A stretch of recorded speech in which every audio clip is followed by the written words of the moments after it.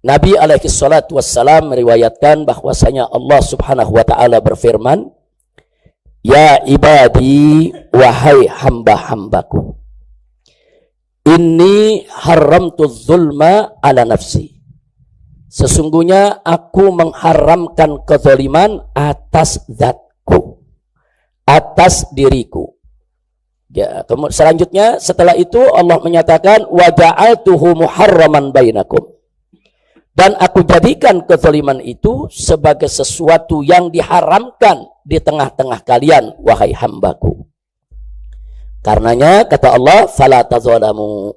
Janganlah kamu saling menzalimi. Hadits kursi ini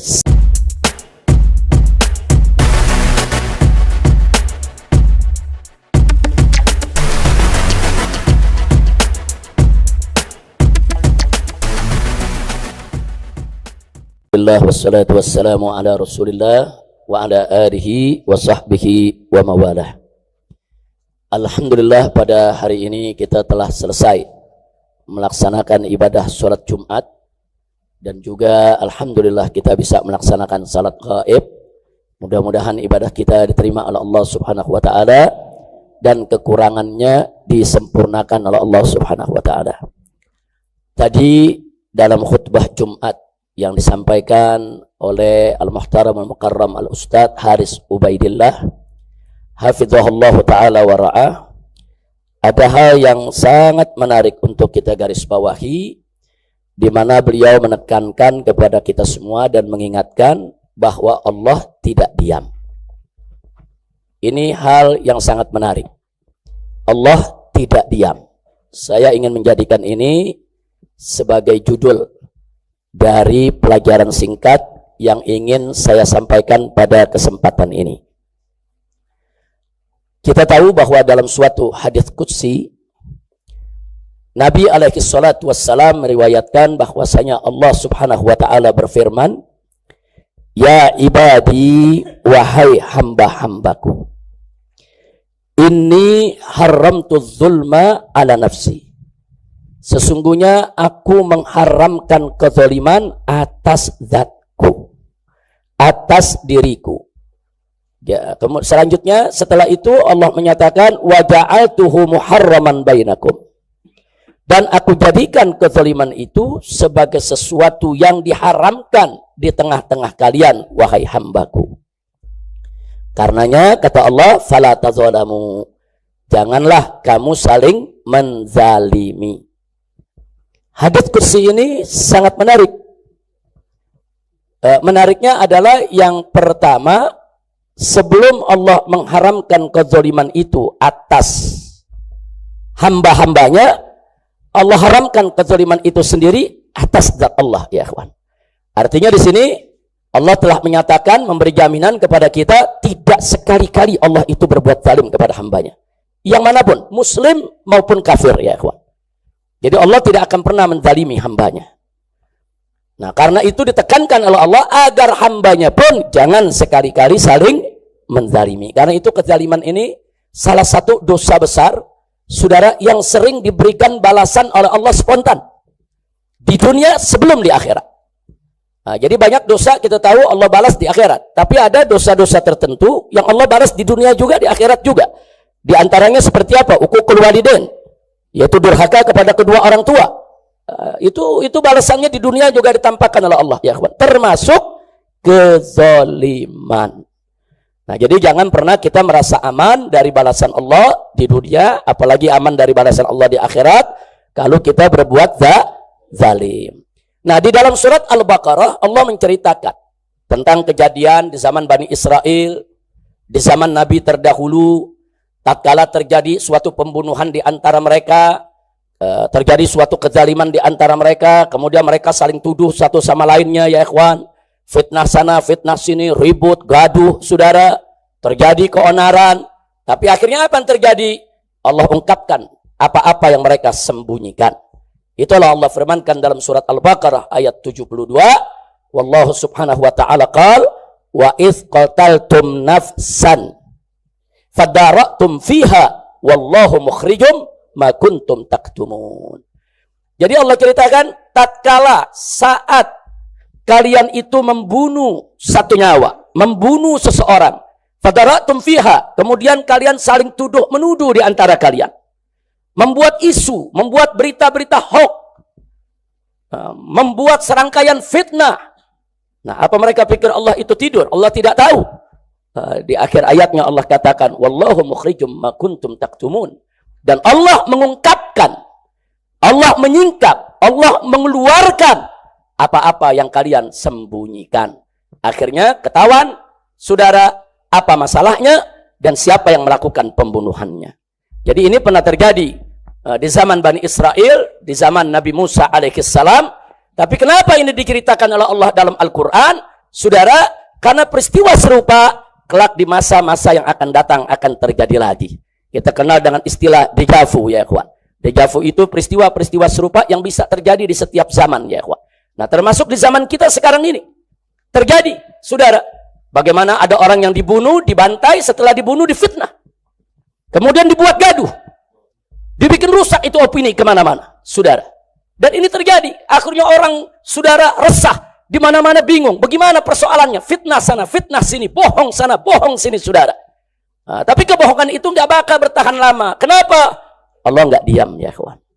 Kalau ada hamba-hamba yang dizalimi, Allah tidak diam. Nah, akhirnya apa terjadi? Wallahu mukhrijum ma kuntum taktumun. Dan Allah mengeluarkan, Allah menyingkapkan, Allah tunjukkan apa-apa yang kalian sembunyikan. Subhanallah. Satu pembunuhan dilakukan, tidak ada yang tahu. Dua pembunuhan dilakukan, terbuka, tapi kemudian korbannya yang difitnah. Terjadi lagi pembunuhan sekian, dipikir Allah tidur. Akhirnya pada saatnya Allah ungkap pembunuhan yang terjadi saat itu. Dan Allah ungkap juga pembunuhan-pembunuhan yang sebelumnya, ya ikhwan. Allah akan ungkapkan. Episode ini belum selesai, ya ikhwan. Nah, ini akan terus satu persatu Allah akan ungkapkan. Kenapa? Karena Allah tidak akan diam dengan kezaliman, ya ikhwan. Nah, ini yang perlu kita sampaikan. Ingat, jadi judul tadi cukup menarik. Allah tidak diam. Jangan. Nah, itu satu kebiadaban kezaliman yang luar biasa. Orang setelah dibunuh kemudian difitnah, ya ikhwan. Sementara yang dibunuh sudah tidak bisa bela diri lagi, ya ikhwan. Orang habis dibunuh disalah-salahkan.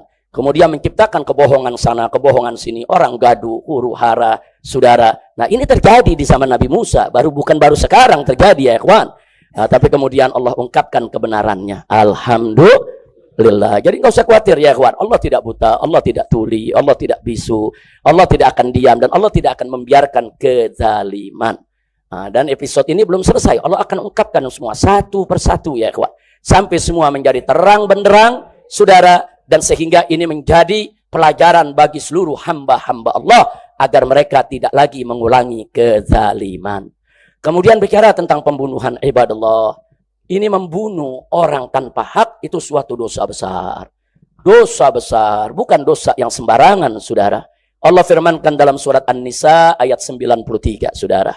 Faqala ta'ala fi kitabihil aziz, wa may yaqtul mu'minan muta'ammidan fajaza'uhu jahannamu khalidan fiha wa ghadiballahu alaihi wa la'anahu wa 'adda lahu 'adzaban 'azima. Shadaqallahul 'azim. Dahsyat ini ayat, ya kawan, peringatan dari Allah. Apa Allah nyatakan? Wa may yaqtul mu'minan muta'ammidan. Barang siapa yang membunuh seorang mukmin, membunuh orang yang beriman muta'ammidan, dengan sengaja. Dengan sengaja dia bunuh, saudara. Terencana memang dia bunuh, saudara. Apa Allah nyatakan? Fajazauhu, maka balasannya adalah jahannam, neraka jahannam, khalidan fiha, dan kekal di dalamnya, ya ikhwan. Allah yang nyatakan, Allah akan jebloskan dia ke dalam neraka jahannam. Allah akan siksa dia, saudara. Enggak sampai di situ, Allah nyatakan, wa ghadiballahu alaihi, Allah murka kepada dia, saudara. Enggak sampai di situ saja, wala anahu, Allah laknat si pembunuh tadi. Dan enggak sampai di situ, wa'addalahu azaban azima, Allah siapkan untuknya di akhirat sana azab yang begitu besar, ya ikhwan. Nah, jadi enggak usah khawatir, ya ikhwan. Kalau ada kezaliman semacam itu, tidak usah khawatir, ya ikhwan. Tidak akan ada yang lolos dari balasan Allah Subhanahu wa ta'ala. Nah, karena itu, ya ikhwan, kalau ada kezaliman, ada upaya kita mau dibunuh, atau keluarga kita mau dibunuh, atau guru kita mau dibunuh, atau sahabat kita mau dibunuh, ya ikhwan. Kalau kita bisa melakukan perlawanan, wajib kita melawan. Selamatkan kita punya nyawa, ya ikhwan. Jangan kita diam, saudara. Jadi kalau terjadi kezaliman, pembunuhan terhadap orang-orang saudara yang tidak bersalah, wajib kita lawan, ya ikhwan. Nggak boleh kita diam. Kezaliman itu harus dihentikan. Tapi manakala kita tidak punya kemampuan untuk melawan, kita tidak berdaya untuk melawan. Karena orang yang melakukan kezaliman itu memiliki aneka ragam kekuatan. Kekuatan politik, kekuatan kekuasaan, kekuatan hukum, kekuatan duit, kekuatan ekonomi, kekuatan persenjataan. Dia memiliki segala kekuatan sehingga kita tidak berdaya dan nggak mampu untuk melakukan perlawanan. Jangan sedih, jangan. Masih ada satu senjata yang luar biasa Allah berikan kepada kita, yaitu doa. Nabi yang menyatakan dalam hadisnya, ad-du'a silahul mu'min. Doa itu senjatanya orang yang beriman.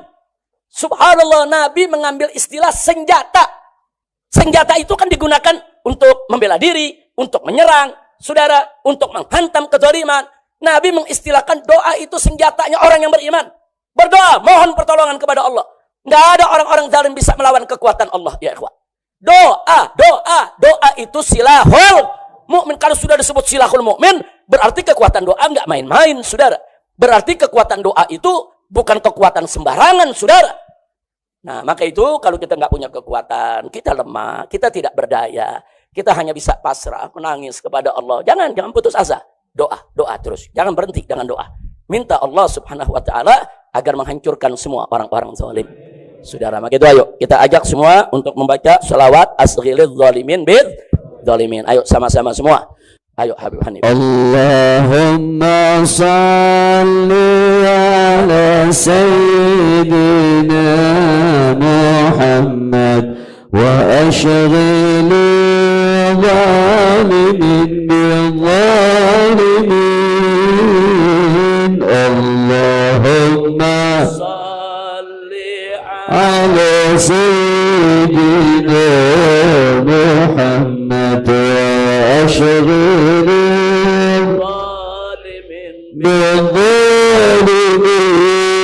بالظالمين أخرجنا من دونهم سالمين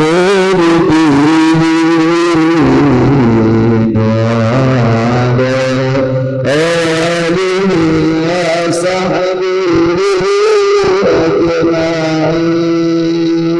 أجمعين. اللهم صل على سيدنا محمد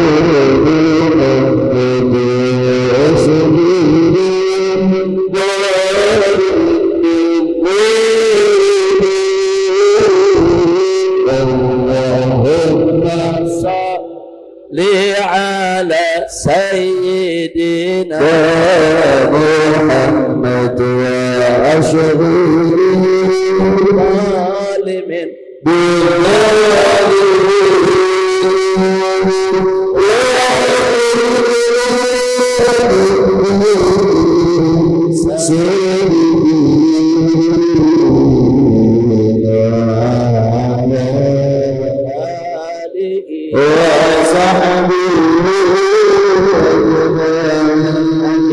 ya Rabbal Alamin. Baca selawat asghilin ini, baca ya ikhwan, baca tiap habis sholat, baca di mana kita punya kesempatan baca. Di samping kita berselawat kepada Nabi alaihi salatu wassalam yang pasti sampai kepada beliau, di dalamnya juga ada doa minta kepada Allah asghilidz zalimin bidz zalimin, agar orang yang zalim dibuat sibuk dengan orang yang zalim juga. Wa akhrijna min bainihim salimin, dan agar kita ini Allah keluarkan dari tengah-tengah mereka dalam keadaan selamat insya Allah, saudara. Nah, jadi kita lihat saja episode berikutnya ya ikhwan.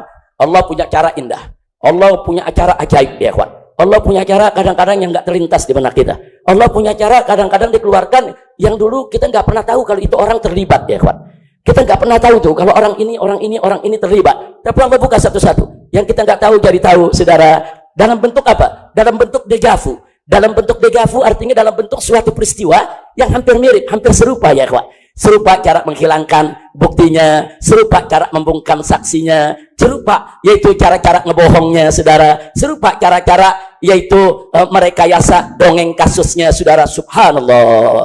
Jadi kalau kita yang melakukan pembalasan belum tentu seindah itu, nggak bakal mampu sehebat itu. Tapi kalau Allah Subhanahu wa ta'ala yang sudah melakukan pembalasan, kita akan lihat berapa banyak keajaiban yang akan terjadi. Allahumma arina ajaiba qudratik, Allahumma arina ajaiba qudratik, Allahumma arina ajaiba qudratik, ya Rabb biquwwatika ya qawiyyu ya matin ya jabbar ya qahhar ya rabbal alamin. Nah, sebelum saya akhiri, kita baca lagi selawat asghil zalimin, tapi kita ganti ahlikil zalimin bil zalimin. Jadi kelihatannya tahapnya bukan orang zalim dibuat sibuk dengan orang zalim lagi nih. Kita minta kepada Allah biar orang zalim menghancurkan orang zalim. Jadi masing-masing saling menghancurkan, dan kita dikeluarkan dalam keadaan selamat insya Allah. Kalau tadi kan asghilidz zalimin bil zalimin. Nah, sekarang kita baca ahlikidz zalimin bil zalimin. Ayo Habib Hanif. Allahumma salli ala sayyidina Muhammad wa ahliki zalimin bil zalimin.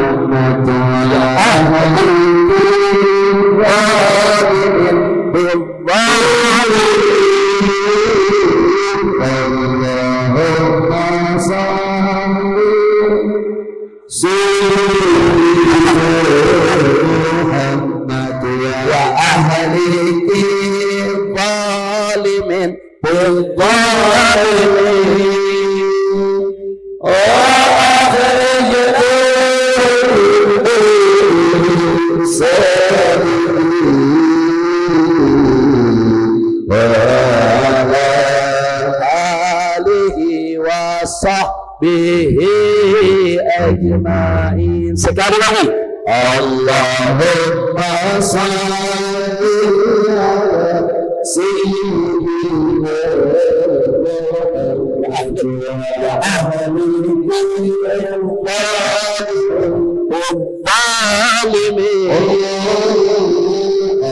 Allahumma salli ala sayyidina Muhammad wa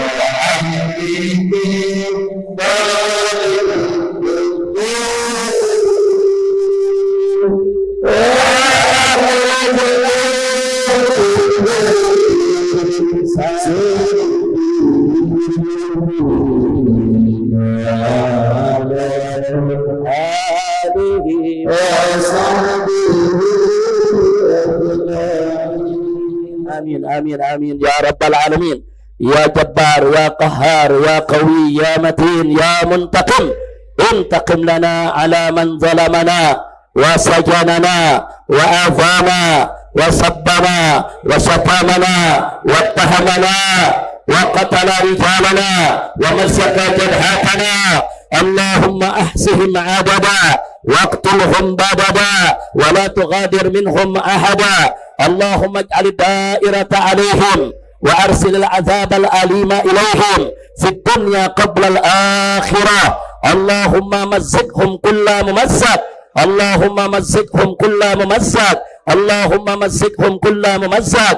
مزقته أعداءك انتصارا لأنبيائك ولرسلك ولأوليائك. يا قوي يا متين يا ذا العرش العظيم ويا رب العالمين.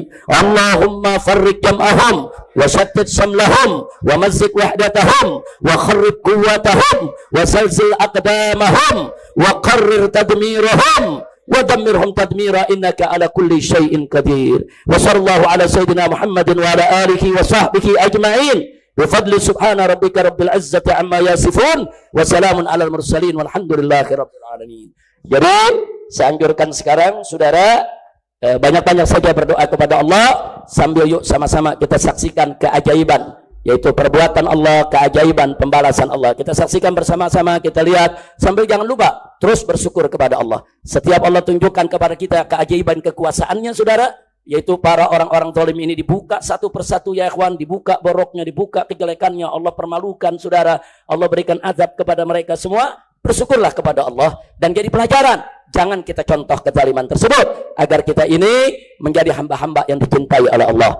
Jadi pesan kita sebagaimana hadis qudsi tadi, apa kata Allah? Fala tadzalamu. Jangan kamu saling menzalimi. Insya Allah, ayo kita bersaudara sesama manusia, ayo kita berbuat baik. Jangankan kepada orang beriman, jangankan kepada orang Islam, kepada orang kafir saja nggak boleh kita zalimi ya ikhwan.